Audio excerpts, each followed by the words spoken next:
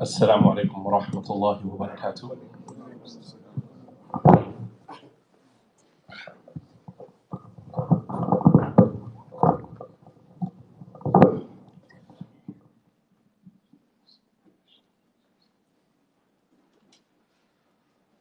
الله أكبر الله أكبر الله أكبر الله أكبر أشهد أن لا إله إلا الله أشهد أن لا إله إلا الله أشهد أن محمدا رسول الله أشهد أن محمدا رسول الله حي على الصلاة حي على الصلاة حي على الفلاح حي على الفلاح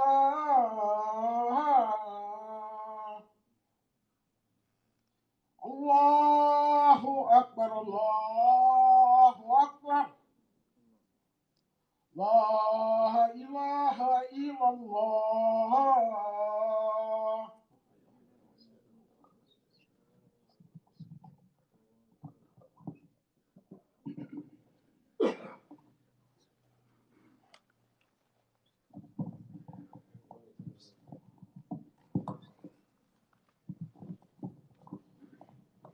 إن الحمد لله نحمده ونستعينه ونستغفره ونعوذ بالله من شرور أنفسنا وسيئات أعمالنا. من يهده الله فلا مضل له ومن يضلل فلا هادي له وأشهد أن لا إله إلا الله وحده لا شريك له وأشهد أن محمدا عبده ورسوله.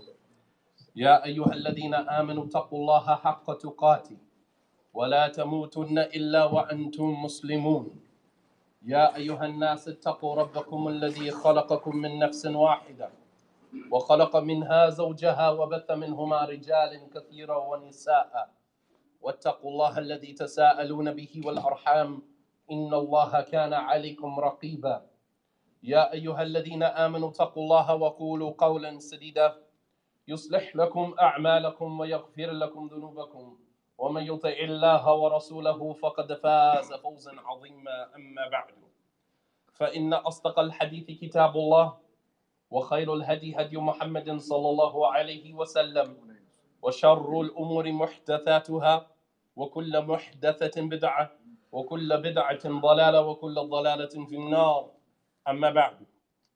Brothers and sisters in Islam, and continuing with the conversation between Luqman and his son, we come to the second piece of advice, which is actually a divine interjection and not actually the words of Luqman. Almost as if Allah subhanahu wa ta'ala was narrating us the conversation between Luqman and his son, and then decides to plug this addition here in this story due to its importance. Nonetheless, it is an integral component to frame these jewels of advice that is being imparted to this young man from his father to help shape and develop his character as he transitions through life. Because if a man learns early on in life to respect the woman that gave him life, then perhaps he will learn to respect all of the women that Allah subhanahu wa ta'ala will place in his path to help nurture and cultivate that life. The Prophet sallallahu alaihi wasallam said, "Ad-dunya mata' wa khayr mata' ad-dunya al-mar'atu salihah." That all of this world and everything in it is cursed. All of it. It's just a temporary enjoyment. It's not real. It's an illusion. It's a mirage. And the best mata', the best that you can get from this world, خَيْرَ مَتَاعِ الدُّنْيَا, the most temporary, the best temporary enjoyment that you can get out of this world is a righteous woman. Mar'atu salihah. This entire dunya and everything in it's cursed. All of it. All of it. And the best part of this world that a man can get from it is a righteous woman. And unfortunately, we don't have time to unpack that hadith. But there's so much to mention about that. Because it's almost as if men, the woman is at the bottom of the list of our priorities. A righteous woman is at the bottom of our list of priorities while we're going after status, while we're going after our ego, while we're going after competition with other men, while we're going and chasing the world and seeing how much of it we can acquire. And then after all of that, then at the bottom of the list, let me go ahead and get married. MashaAllah, tabarakallah. If you only knew how much you could accomplish with a righteous woman by your side. If you only knew. But Allah subhanahu wa ta'ala says in these ayats, وَوَصَّيْنَا الْإِنسَانَ بِوَالِدَيْهِ حَمَلَتْهُ أُمُّهُ وَهْنًا عَلَى وَهْنٍ وَفِصَالُهُ فِي عَامَيْنِ أَنِ اشْكُرْ لِي وَلِوَالِدَيْكَ إِلَيَّ الْمَصِيرُ. Allah subhanahu wa ta'ala says that we have enjoined upon man to be dutiful to his parents. Pay attention to the ayah. وَوَصَّيْنَا الْإِنسَانَ بِوَالِدَيْهِ. We have enjoined upon man to be dutiful to his parents. حَمَلَتْهُ أُمُّهُ وَهْنًا عَلَى وَهْنٍ. His mother carried him in difficulty on top of difficulty. وَفِصَالُهُ فِي عَامَيْنِ. And his weaning period, his breastfeeding period was a total of 2 years. أَنِشْكُرْ لِي وَلِوَالِدَيْكَ. Show gratitude to me and to your two parents. وَإِلَيْكَ الْمَصِيرُ. وَإِلَيَّ الْمَصِيرُ. And to me is your final return. Let's unpack this ayah. Allah subhanahu wa ta'ala in many verses in the Quran ties the rights of the parents to his rights. His right to be worshipped alone, he also ties the right of the parent to his right. More importantly, the right of the mother. And this underscores the importance and the seriousness of this particular aspect of our lives, meaning how we engage our parents, and more importantly, how we engage our mothers. Allah subhanahu wa ta'ala says in another ayat in the Quran, وَقَضَى رَبُّكَ أَلَّا تَعْبُدُوا إِلَّا إِيَّاهُ وَبِالْوَالِدَيْنِ إِحْسَانًا. And your Lord has decreed that you be dutiful to your two parents, that none be worshipped except him, and that you be dutiful to your two parents. Then he goes on, he said, إِمَّا يَبْلُغَنَّ عِنْدَكَ الْكِبْرَ أَحَدَهُمَا أَوْ كِلَاهُمَا فَلَا تَقُل لَّهُمَا أُفٍّ وَلَا تَنْهَرْهُمَا وَقُل لَّهُمَا قَوْلًا كَرِيمًا. Allah subhanahu wa ta'ala says, and if you manage to live long enough to see your parents reach old age, that if one of them or two of them reach old age in your lifetime, فَلَا تَقُل لَّهُمَا أُفٍّ. Do not say to them uff, which is the least amount of disrespect that could come out of your mouth towards your parents. وَلَا تَنْهَرْهُمَا. And do not repel them. وَقُل لَّهُمَا قَوْلًا كَرِيمًا. And speak to them in a kind manner, in a respectful way, in a gentle way.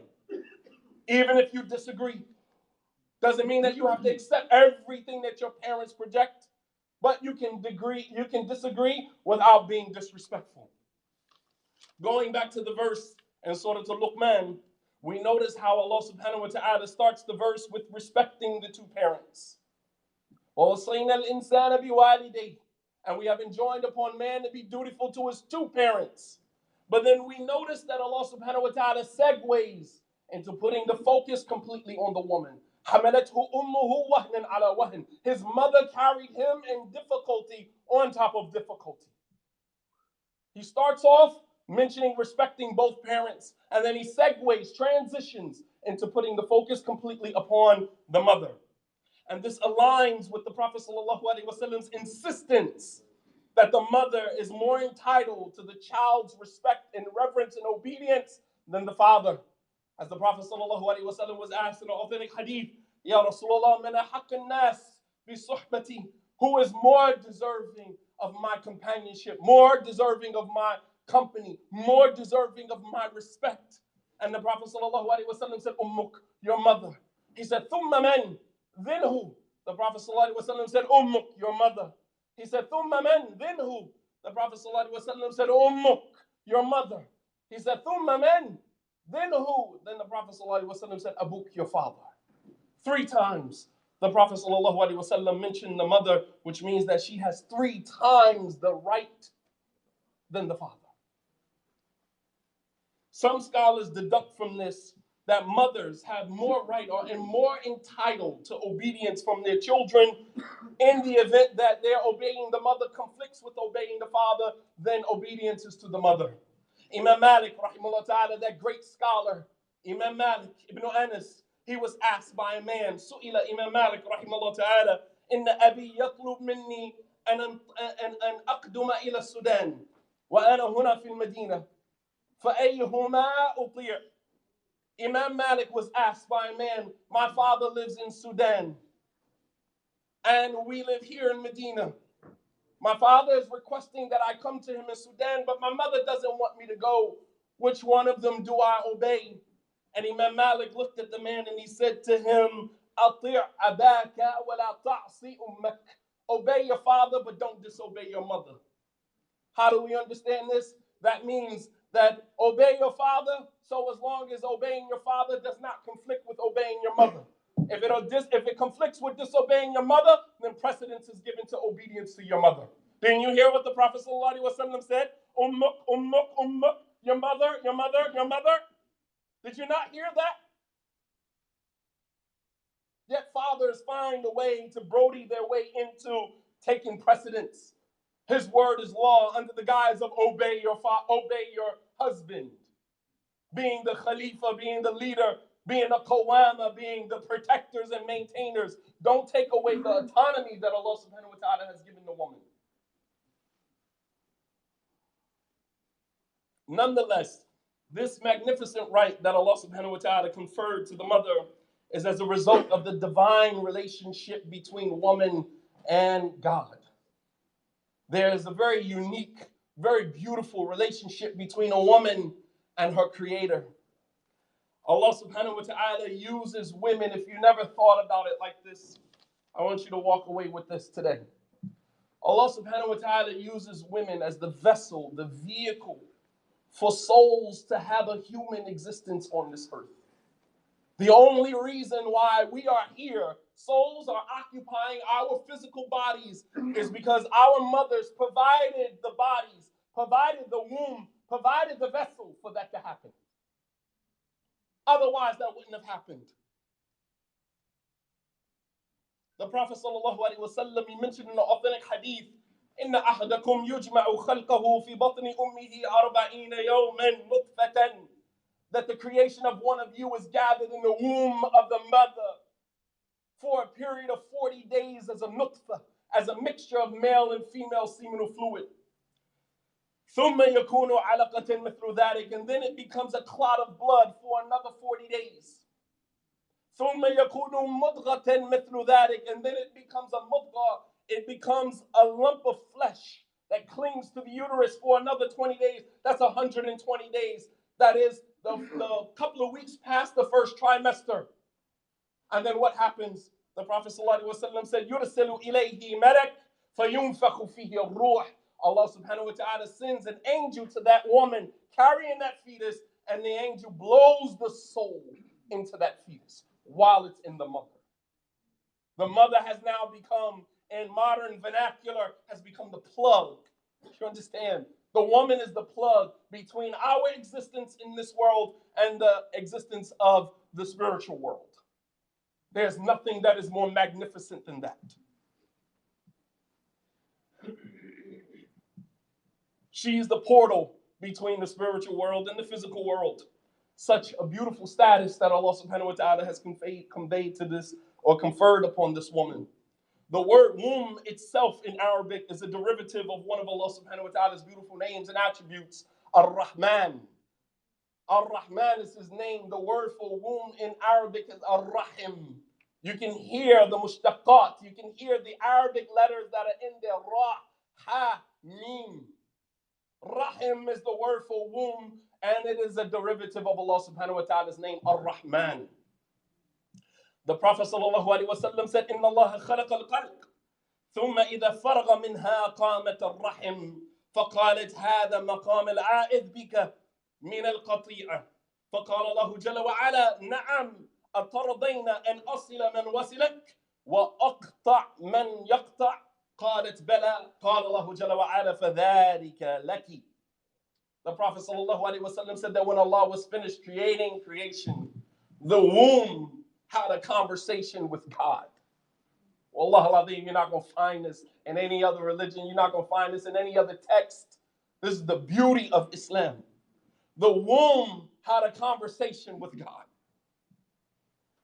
We could write an entire volumes of books that can be written on this one little aspect and how profound it is. The womb said to Allah, I seek refuge with you from qati'ah, for anyone who separates themselves from me. How does the womb carry this child? Something magnificent happens after 120 days. The soul is blown into that child while that child is in the mother, surviving off the mother's blood. Something magnificent is happening at that point. And the womb is afraid that she will give birth to a child that will separate themselves from them. And the womb says to Allah, I seek refuge with anyone from that separates themselves from me. And Allah subhanahu wa ta'ala says to the womb, would it please you that anyone who separates themselves from you, I separate myself from them? And anyone who keeps ties with you, I keep ties with them. And the womb said, yes, oh my Lord. And Allah subhanahu wa ta'ala said, فَلَكِ ذَلِكَ. That's for you. A status that no one else has been given.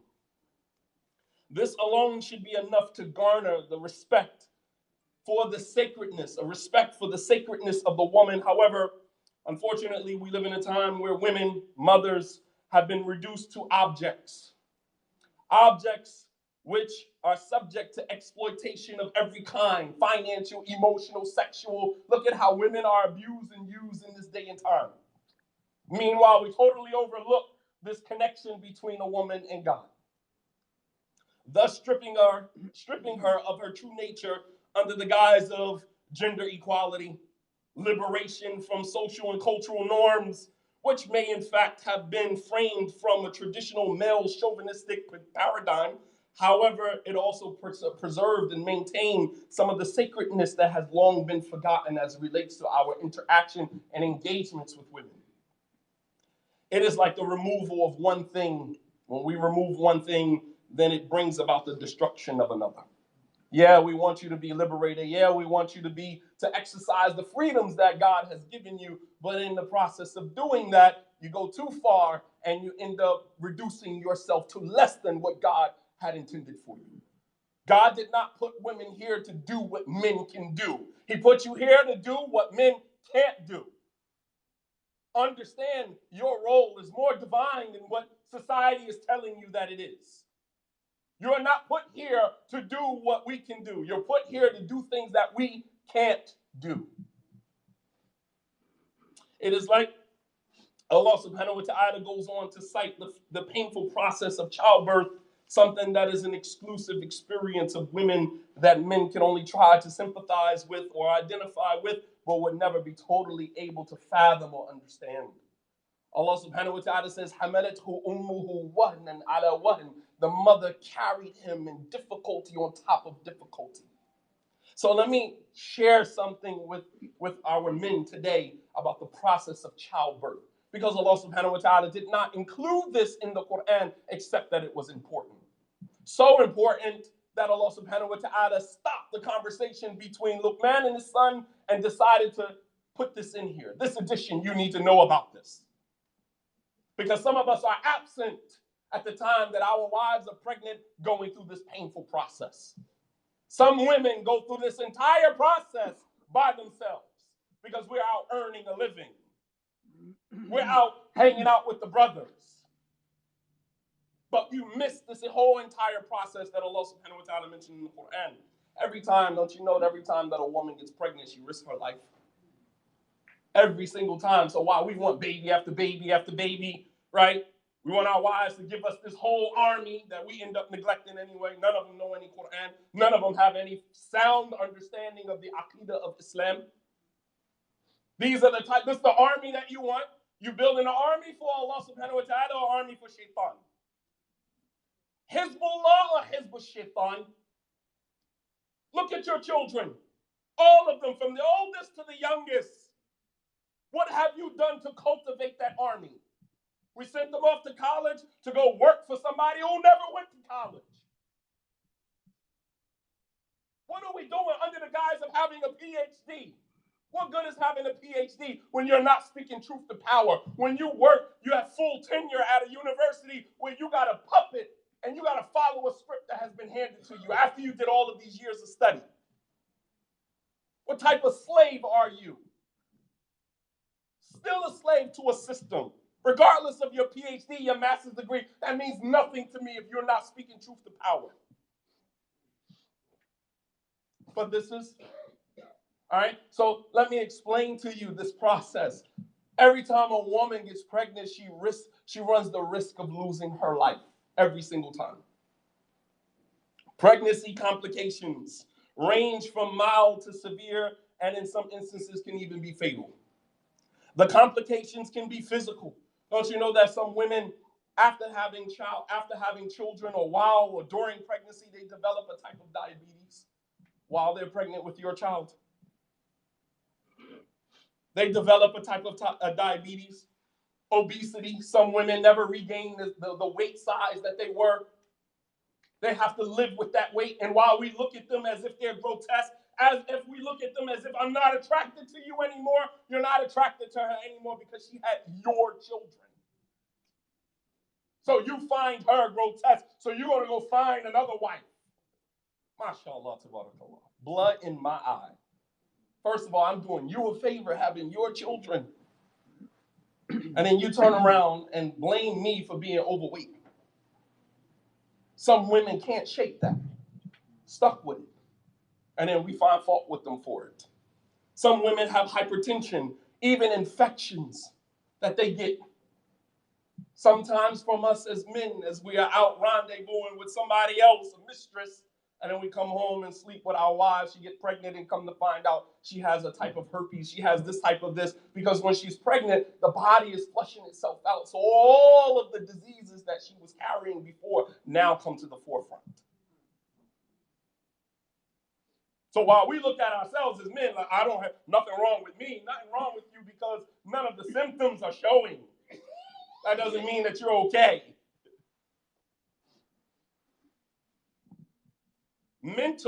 There are mental complications that women suffer from when they're pregnant, like depression, thoughts of suicide, even feelings of guilt and shame. There's something called MMR, and that is maternal mortality ratio, which calculates the number of deaths a year that as a result of pregnancy complications. Don't you know that in America, right here, this first world country, between 700 to 850 women die on a yearly basis as a result of pregnancy-related complications, statistically. Almost 1,000 women a year. And that's not talking about third world countries where the poverty levels are so extremely high. So there's no doubt, there's no wonder that the Prophet ﷺ mentioned that the woman who dies in such a manner, dies giving birth, she dies being amongst those who receive the highest rank, the highest status known to a human being as they transition from this physical world to the next world, and that is none other than martyrdom. The Prophet ﷺ, he said to his companions, he said, "Ma ta'udduna shahada." What do you consider martyrdom? Who do you consider to be a martyr? And the Sahaba said, "Qalu al-qatl fi sabilillah," someone who dies fighting in the cause of Allah. The Prophet ﷺ said, "Ash-shahada sab'a siwa dhalik." The shahada, martyrdom, is 7 different types outside of dying in the cause of Allah. He said, al-mat'un, shaheed, someone who dies from a plague, he dies as a martyr.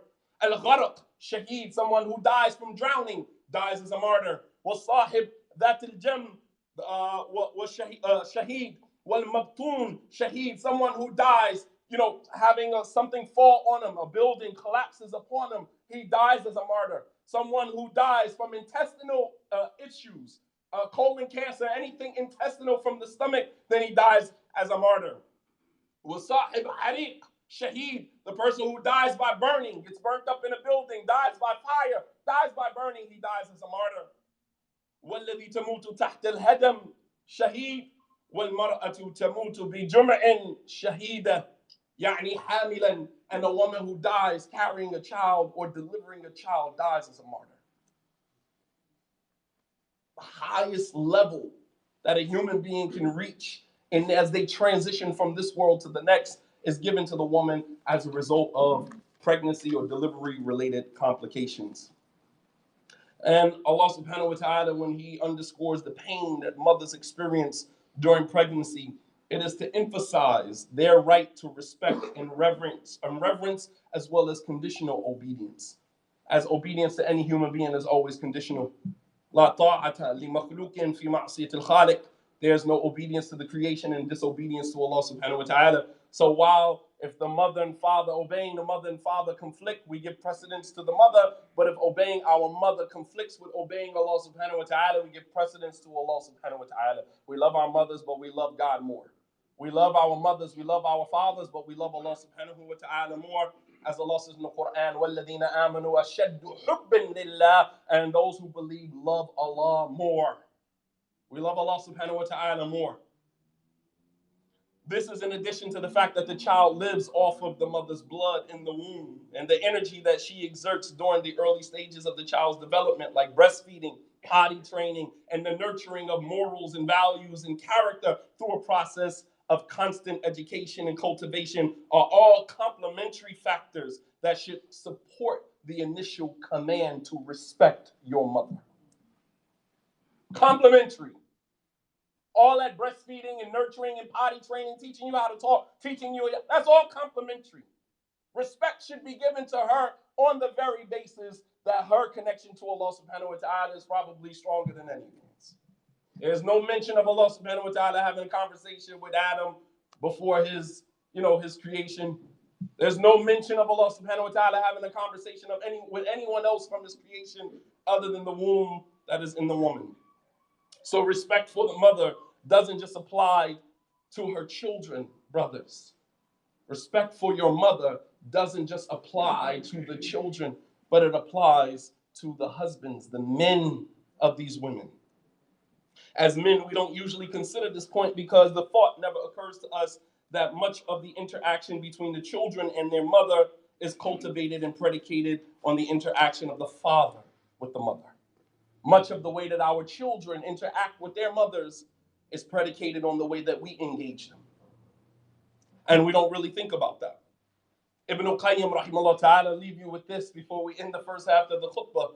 Ibn al-Qayyim rahimahullah ta'ala, he said, إِذَا اعْتَبَرْتَ الْفَسَادِ فِي الْأَوْلَادِ رَأَيْتَ عَامَتَهُ مِنْ قِبِلِ آبَاءِ.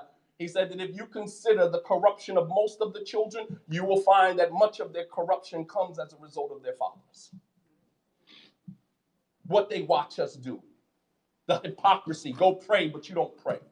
You smoke cigarettes in front of your children. You smoke marijuana in front of your children. You listen to profane music in front of your children. You don't even have the decency to say, I'm not going to do that in front of my kids. You curse your wife out in front of your children. You smack your wife in front of your children. And then you get upset when your children do it to their mother.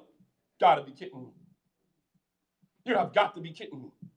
Wallah al-Azim, I was in a lecture in California. A sister came up to me without mentioning what her culture was or what her ethnicity was, came up to me crying. And she said, Wallahi, my son disrespects me. My son disrespects me. Tears in her eyes. He calls me a bitch. Her son. And I said, well, what does the father do? She said, he hits me in front of her. I said, well, then that's the point. That's the reason why. The son is watching his father disrespect his mother. I don't understand why we can't, as you want to be the protectors and maintainers of your women, then you protect them from yourself and you maintain them the way that Allah subhanahu wa ta'ala commanded you to. Not the way you want to maintain them. Not the way your culture has taught you to maintain them. Maintain them the way that Allah subhanahu wa ta'ala commanded you. She is Allah's creation. And if we choose to not do that, then she also has a Lord. And the dua of the oppressed is always answered. The Prophet ﷺ said, "Thalathu da'wat mustajabat la shakka fihinna." There are 3 supplications that will always be responded to. And one of those 3 is da'wat al-walida, the dua of the mother, the dua of the parent, as well as the dua of the oppressed, the madloom. So she has 2 out of 3. The 3rd one is the traveler. God forbid she's a refugee from another country who was brought here against her will. And she got all 3. بارك الله لي ولكم في القرآن العظيم ونفعني وإياكم بما جاء فيه من الآيات والذكر الحكيم أقول ما تسمعون أستغفر الله لي ولكم ولسائر المؤمنين من كل ذنب فاستغفروه إنه هو الغفور الرحيم.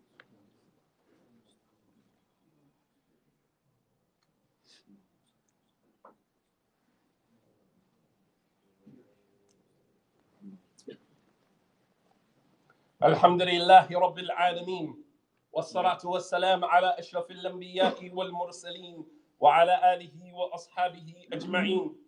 Allah subhanahu wa ta'ala continues to emphasize the rights of the parents by turning our attention to the fact that in trying to love both parents, we might run into challenges, namely that of clashing faiths or clashing religions. And this is especially true for those of us who have converted to Islam. Those who have not converted to Islam and have a long lineage of Islam in your family, you don't have a clue what it means to have a parent that opposes you because they don't believe in what you believe. And some may have, depending on what type of methodology the parents were upon, whether they were Shia, whether they were Sufi, whether they were this or whatever methodology or approach to Islam that they were upon. And then you choose to follow a path that you believe is the correct way, which is following the Quran and the Sunnah based upon the understanding of the first 3 generations of the Sahaba. Radiallahu ta'ala anhum ajma'in. You might run into conflict with your parents. But Allah subhanahu wa ta'ala continues, He says, وَإِن جَاهَدَاكَ عَلَىٰ أَن تُشْرِكَ بِمَا لَيْسَ لَكَ بِهِ عِلْمٌ فَلَا تُطِعْهُمَا وَصَاحِبَهُمَا فِي الدُّنْيَا مَعْرُوفًا. He said, and if your parents make jihad, he used the word jahada, jihad, they fight with you to associate partners with me that I have not given you any authority to do so, then do not obey them. فَلَا تُطِعْهُمَا, don't obey them. وَصَاحِبَهُمَا فِي الدُّنْيَا مَعْرُوفًا, but live with them in this world in a manner that is reasonable, kind. We don't obey them. There is nothing that challenges our love and our respect for our parents like indifference. Rather, the opposite of love is not hate. The opposite of love is indifference. There's nothing that challenges our love for someone than indifference. Love has to endure the layers of challenges that confront our relationships with those who are close to us. Islam teaches us that love, for the sake of Allah subhanahu wa ta'ala, insert that. Love, insert for the sake of Allah, conquers all. Love for the sake of Allah subhanahu wa ta'ala conquers all. As Allah says in the Quran, وَالَّذِينَ آمَنُوا أَشَدُّ حُبًّا لِلَّهِ, and those who believe love Allah subhanahu wa ta'ala more. And there is no obedience to the creation and disobedience to the Creator. This is very important for those of us who are new converts to Islam, who are oftentimes put in positions to be recipients of what is called reverse victimization, where you convert to Islam and now somehow your parents are the victims of your conversion to Islam. Reverse victimization, where the parents and the loved ones somehow become victims of your spiritual transition. Allah subhanahu wa ta'ala captures the conversation between Ibrahim and his father Azar, when he was trying to tell his father, don't worship idols, don't follow shaitan. Ya abati la ta'bud shaitan. Oh, my father, don't worship shaitan. Oh, my father, knowledge has come to me that hasn't come to you. Fattabi'ni ahdika siratan sawiya. Follow me and I will guide you to the straight path. Oh, and at the end of that conversation, Ibrahim's father, Azar, turns to him. He said, "Arahibun anta an alihati ya Ibrahim? Are you turning away from my idols, the idols that have ruled our family for generations? Are you turning away from that? If you do not get away from me, I will stone you to death. Wahjur li maliyan, get away from me. I don't want to talk to you anymore." And those of us who have converted to Islam know this firsthand. We have experienced this firsthand. And unfortunately, the insensitivity of the Muslim community, we could care less about what you have experienced as a new convert. You're here, you're Muslim, be patient, and all of the other generalized, points of, pieces of advice that we give, and you don't really understand the depth of the war that you are in between you and your parents. Some people have been put out with just the clothes on their back. Some people have been, ostracized from their entire family, only to come to the masjid and have a Muslim nitpick them apart. Oh, your pants is too long. Oh, you don't have a beard. Oh, brother, you shouldn't do that. Oh, sister, take those off. You shouldn't wear that. It's like, do you not see that I am a work in progress? Do you not understand that I am at war with a family that are entirely Christians, and I am the only Muslim in my family? The last thing I want to hear is what my dress code should be, what my beard should look like. That's the last thing I need to hear right now. I need comfort. I need sensitivity. I need support. I need understanding. And this is exactly the way that the Prophet ﷺ engaged the Sahaba during his time. The Prophet ﷺ was instructed by Jibreel to leave out of his house and go to the Baqi' and go make dua for the people who were in the graveyard. Aisha thought that he was going to another wife's house. So in a fit of jealousy, in a fit of rage, she rushed, she put her izar on, she put her skirt on, and she ran out. She didn't even have a hijab on.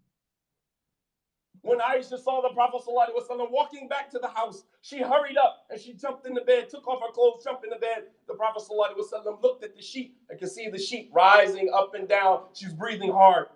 Man knows he's wise. And he pulls back the sheet and he says, "Aisha, Maliki, what's up with you? What's wrong?" And she said nothing. He said, "Either you are going to tell me what's going on, or Allah subhanahu wa ta'ala, al-alim al-khabir, the all aware, the all knowledgeable, will tell me what's going on." And she said, "When I saw you leave out, I thought, you left out so quietly, so subtly, I thought you were going to one of your other wives' house." The Prophet ﷺ said, "Did you think that I would deceive you? You think I would do something like that to you? I'm a man of honor. I marry my women in public. I don't ever have to sneak to do what I need to do as a man. That's what men do. Boys sneak around. Men don't have to sneak. If you are protected and maintained of your family like you claim you are, then you wouldn't have to do what boys do, sneak around, lie, cheat, steal. You don't have to do that. Which is why the Prophet ﷺ said, 3 people, Allah subhanahu wa ta'ala will neither purify them from their sins on the day of judgment, nor will he look at them, nor will he speak to them, and for them is a painful punishment. And one of those 3 is a Malik al-Kadhab, a king who lies. Because if you're a king, you don't need to lie. If you're in a king status, you're the authority. You don't have to lie. You deal with the uncomfortability of speaking truth. You got to sit in that discomfort, but I don't have to lie to placate your feelings. Nonetheless, the clear example of this reverse victimization is found in a very interesting story about one of the companions of the Prophet ﷺ who converted to Islam and had to deal with an indifferent mother. He narrates the hadith himself. He said, "Kuntu rajulan barran bi ummi." He said, "I was a man who honored and respected my mother."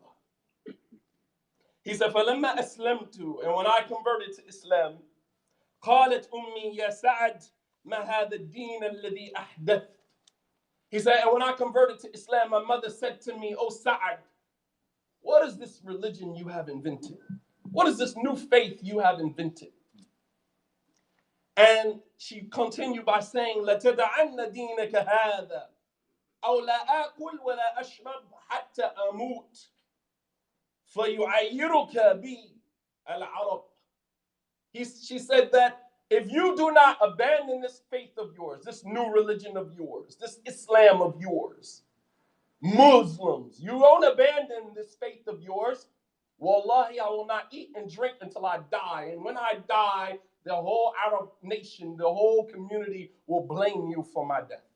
Reverse victimization. So now you the victim because I decided to take a different path. Some of our children right now caught up in this cultural tradition.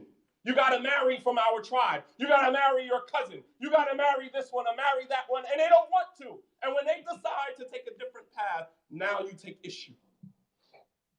Is it haram? Is the person Muslim? Do they meet all of the qualifications and conditions of marriage in Islam? Then what's the problem? Did the Prophet ﷺ marry, women in his community, marry his own daughters, to men from other tribes, from people from other tribes? He did it. This is the best of our nation. Did he himself not marry women from other tribes other than Quraysh? Did he not marry women who converted to Islam from other religions? And while you might say, oh, that was for the Prophet ﷺ, well, if that is your excuse, then why be Muslim? Because aren't we trying to be like the Prophet ﷺ? To say, oh, that was for the Prophet ﷺ, that basically saying there's a double standard. That applies to him, that don't apply to me. And that statement, that belief, that thought in itself might actually be kufr.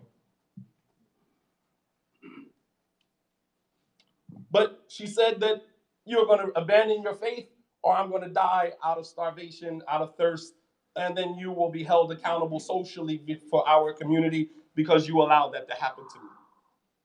Saad, he looked at his mother, and I'll end with this. Saad looked at his mother. He said, La taf'ali ya ummi. He said, don't do this, mommy. Mom, don't do this. He said, Wallahi inni uhibbuk. I swear to God, I love you. You're my mother. I love you. He said, فَإِنِّي لَا أَدْعَ دِينِي هَذَا. He said, for I will never abandon this religion of mine. He said, لَوْ أَنَّ لَكِ أَلْفَ نَفْسٍ. If you had 100, in another narration, he said 100, and another narration, he said 1,000. If you had 1,000 souls, وَخَرَجَتْ مِنْكِ نَفْسًا نَفْسًا, and you were to lose every soul, one after another was to exit your body, you would run out of souls before I abandon my religion. You would run out of souls before I give up my faith. I'm sorry, I love you, but loving you doesn't mean I have to placate your feelings. I have to accommodate your agenda. Sorry. You don't get to reverse the victimization on me. Sorry. And one has nothing to do with the other, meaning I can still love you, but I don't need to follow, your agenda. I still love you, though. Because in this day and time, we associate love with absolute, complete 100% compliance. If you disagree with me in any little way, oh, you don't love me. Even amongst husband and wives. I don't have a right to agree with you. I don't have a right to disagree with you. One situation that involves two people, they have two different perspectives on it. I don't have to see it the way that you saw it. My extension, being married to you, my view or my perspective is not an extension of your perspective. You saw it one way, I see it completely. But I still love you, though. I don't have to share, your thoughts about it. And we need to learn how to sit in that discomfort that the person doesn't agree with you. So now there's no sexual relations tonight because I didn't agree with you. No food tonight because I didn't agree with you. You and your feelings for a whole week because I didn't agree with you. Get over yourself. Are we that hell-bent on our opinions that we impose them on other people? So Saad told his mother, if you had 1,000 lives and each life was to exit your body one after another, wallahi, you would run out of lives before I gave up my faith. And what do you think his mother did? She ate. Because she realized that a man that is this adamant about a belief ain't going anywhere. Many of us, people convert to Islam, whether in jail and under, duress or under, very, unique circumstances. And we go to our families and we say, we're Muslim. And they're sitting back saying, yeah, well, I wonder how long this is going to last. Because they know you haven't been serious about anything in your whole entire life. You haven't completed anything in your life. You haven't completed high school. You didn't complete college. You didn't go anywhere with football. You didn't go anywhere with basketball. You didn't go anywhere with anything. You haven't completed anything in your life. And now you accept the religion, and now all of a sudden you want to have a commitment. You don't even have a concept of commitment. We haven't proven to our families that we are serious about Islam. When Saad said that to his mother, she started eating and drinking because she realized there was no change in this man's mind. That's the level of conviction that we need. And we pray to Allah subhanahu wa ta'ala that we learn to develop this level of yaqeen, this level of conviction. We pray to Allah subhanahu wa ta'ala that He forgive us for any of our shortcomings that we have had with respect to how we treat our women. We pray to Allah subhanahu wa ta'ala that He endow us and bestow upon us the mercy, the rahmah, the ra'fa, the compassion, the mercy that is necessary to create happy, wholesome families. ربنا آتنا في الدنيا حسنة وفي الآخرة حسنة وقنا عذاب النار اللهم إننا نسألك حبك وحب من يحبك وحب عملا يقربنا إلى حبك يا ذا الجلال والإكرام اللهم ظلمنا أنفسنا وإن لم تغفر لنا وترحمنا لنكونن من الظالمين يا ذا الجلال والإكرام اللهم صل وسلم وزد وبارك على عبدك ورسولك محمد وعلى آله وصحبه أجمعين وآخر دعوانا أن الحمد لله رب العالمين وأقم الصلاة